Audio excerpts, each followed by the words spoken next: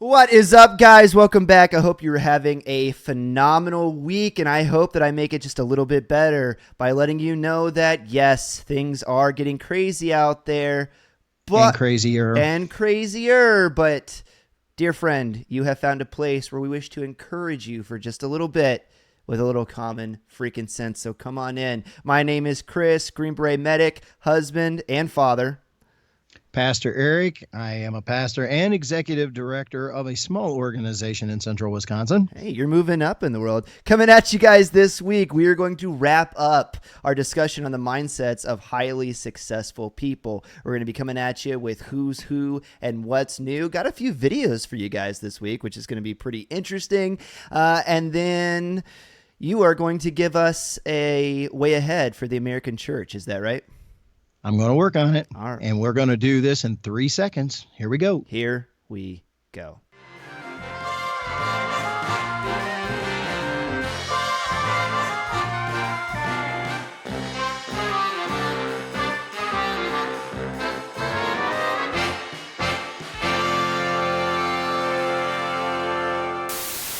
All right, guys, we're going to go ahead and move right into our big idea section this week. And for the big idea, we're going to be wrapping up our discussion on the mindsets of highly successful people.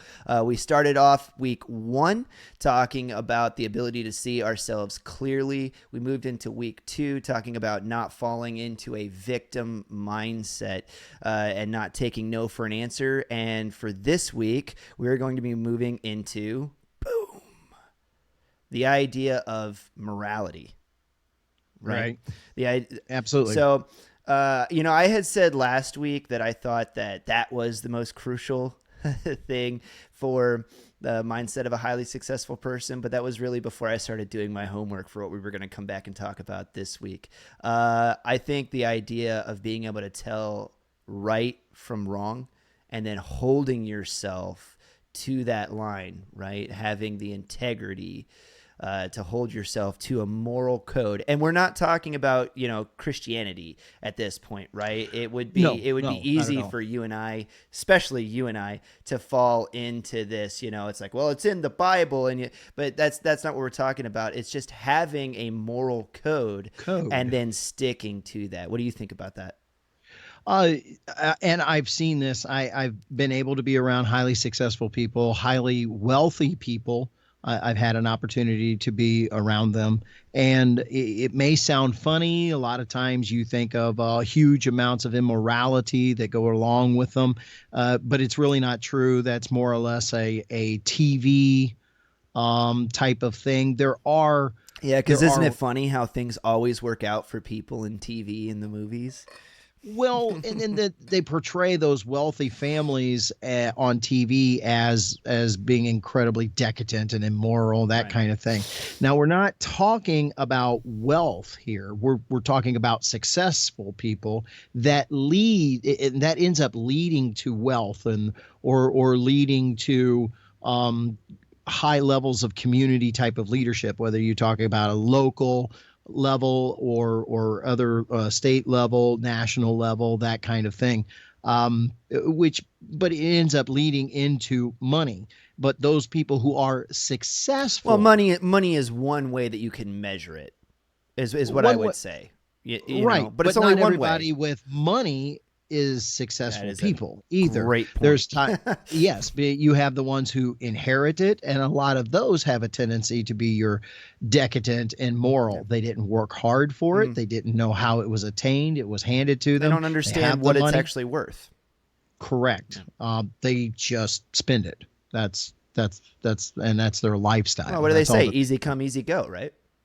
Yeah, it ends up being a part of it. But highly successful people, the ones that work, the ones that get there by doing the work, have a moral code that they go by because they have understood that it ends up costing them if they do not have that moral code.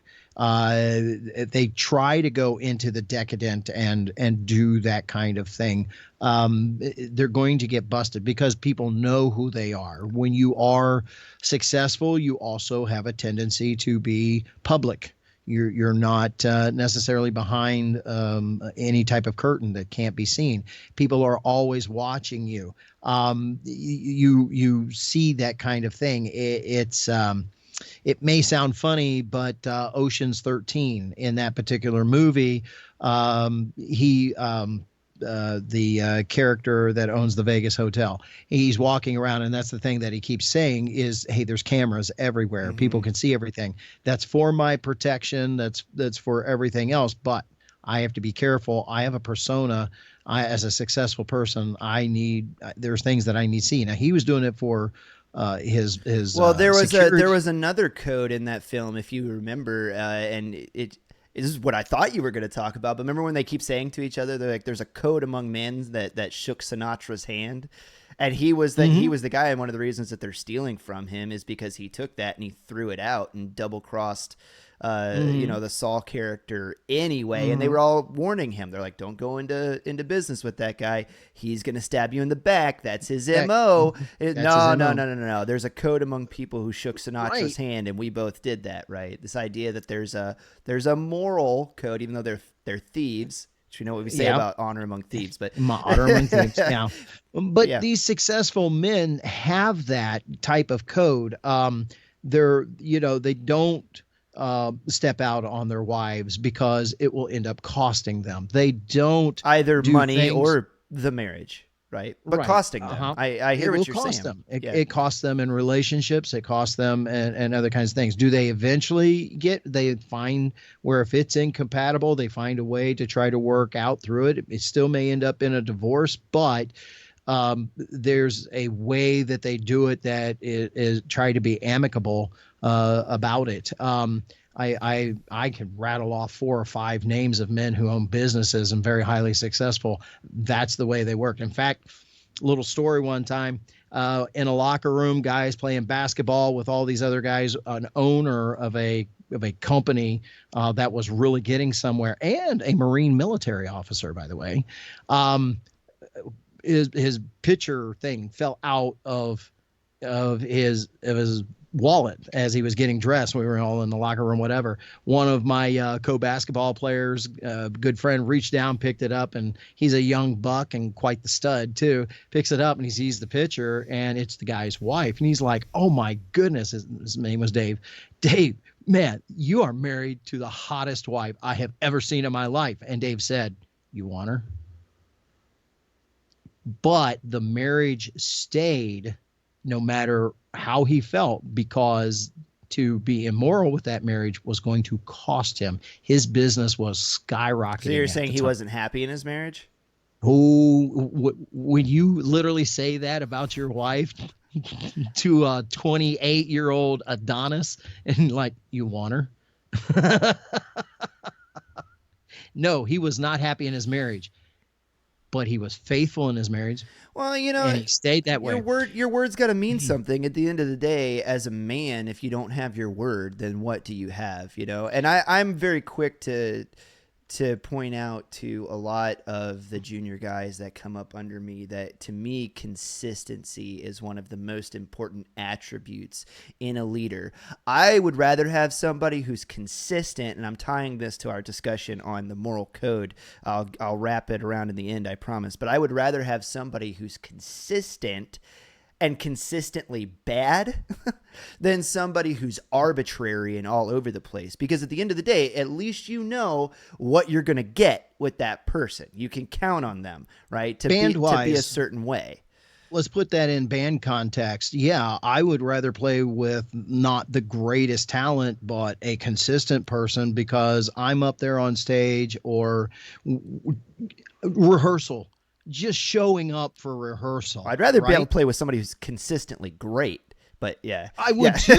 If I have my but I'd rather choice. Play with somebody who's consistent. If he's showing up to rehearsal, if he's showing up when it's time to leave, even though it's got to be 3:30 in the morning because you're heading out on a weekend show or whatever, you're with somebody who is going to be there time in and time out, and when things, that's who I want to show up with. Yeah. And I like to be somebody that's great? Absolutely.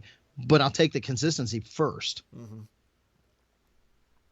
And we all know that consistency breeds excellence. Those two things go hand in hand, you know. And let me throw this out really quick with the moral code issue. Let's also put in synonymous with that character. Right. And I want to make that word synonymous with the moral code, because we say moral code and people are still going to be thinking, oh, righteous people and church people and all that. Yes, you should that's be, not but- what we're talking about. Right. We're talking about people that have a consistent character. More moral code. Right. Yeah. And, You wanna wrap that? and they stick to it. So in tying that in with the consistency, when you have a moral code or a strong character that you stick to, and your word is your word, your yeses are yes, your nos are no, you don't ambivalently or arbitrarily flip-flop back and forth, you are going to be a person that is going to attract and inspire loyalty and confidence in others. People are going to want to work with you because they know exactly what they're going to get. You're there day in, day out.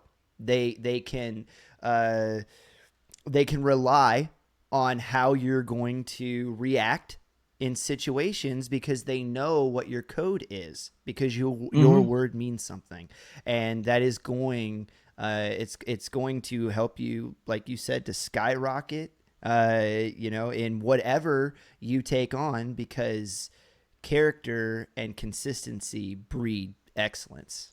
It breeds excellence, things just go which hand in hand. breeds success. Absolutely. That's where we're going on this. So that's what we got for you guys. The mindsets of highly successful people. See yourself objectively and clearly. Don't fall victim. Don't fall to the victim mindset, and have a moral code and be consistent with it. We hope that you guys have enjoyed this discussion. We hope that it helps you. I hope that it encouraged you. And I hope that you picked something out of it that you're able to take and apply, and it ultimately helps you and where you're going. If you guys like videos like this, go ahead and follow the link tree, like, subscribe, follow, depending on what platform you're on. Share the video with a friend and help us grow the channel. We hope you guys stick around for the next one. All right. See you there.